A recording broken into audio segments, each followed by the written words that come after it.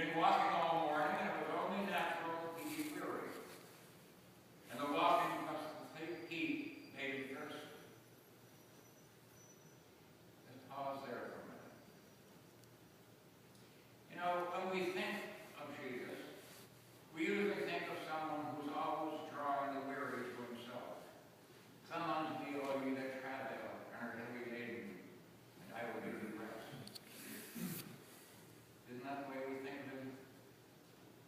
Sometimes it's good to think of Jesus as being weary himself.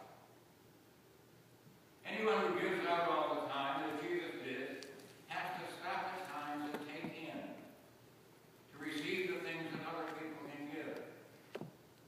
People like us. Support, love, or just a cool glass of water. Think about that for a moment. Most often we think of the things that Jesus did for others.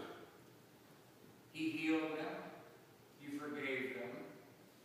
He lifted that terrible burden of guilt that we all seem to carry. He taught them. He challenged their consciences and their curiosity. He encouraged them. He loved them. And he finally died for them. We don't often think of